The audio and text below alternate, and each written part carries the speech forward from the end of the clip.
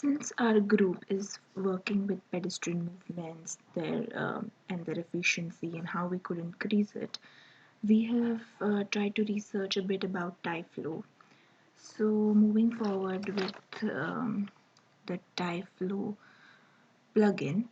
So basically, it is not a command that is already installed in the 3ds Max software.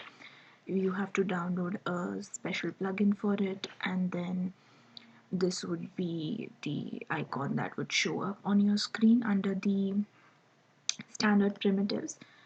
So moving on with working with TyFlow. So click on TyFlow and then you will have the icon here. Then moving ahead into helpers. I think it's helpers, yeah. And then creating a Ty icon. And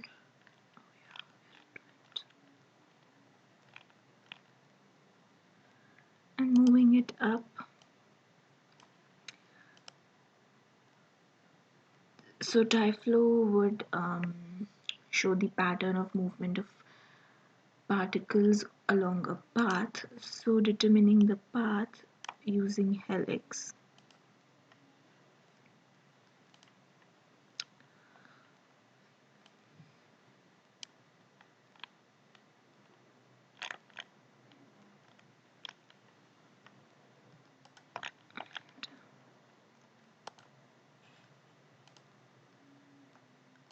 Moving this a bit closer to this.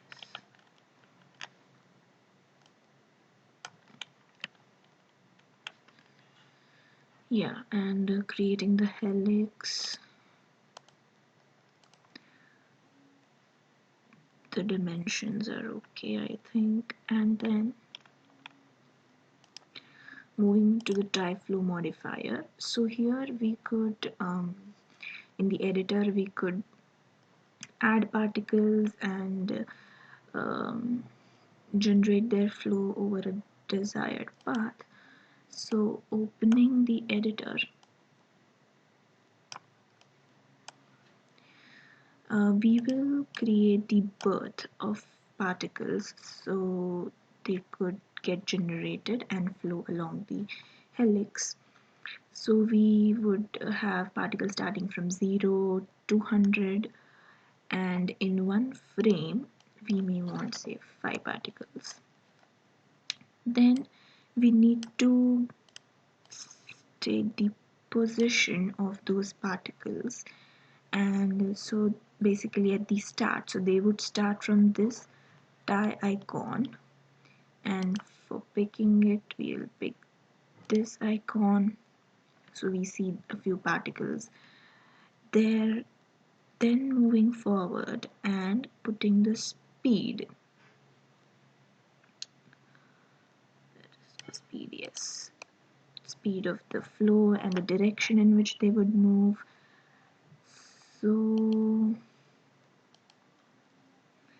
yeah, we need them to move in the direction below, so along the icon arrow, and we need to pick the icon. So if we see,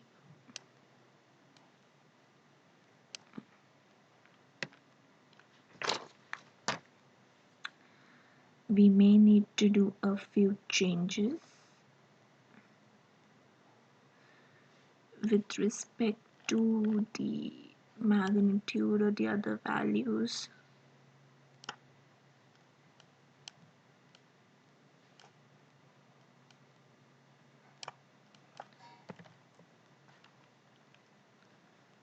For the particles to flow,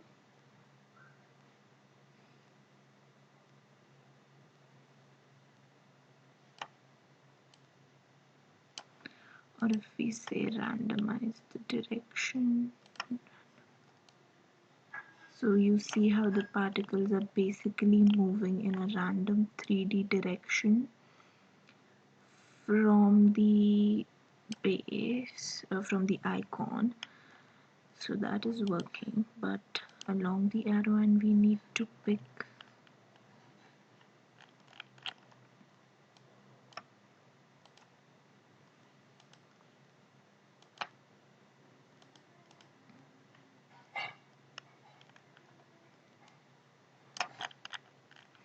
yeah, so I think scale is an issue. So you see they are moving in the direction downwards of the arrow. So here we could also change the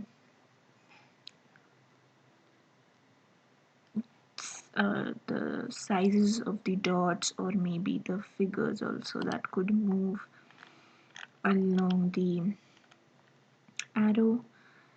And with the speed we could change the variation, so we may reduce it down and see what are the effects.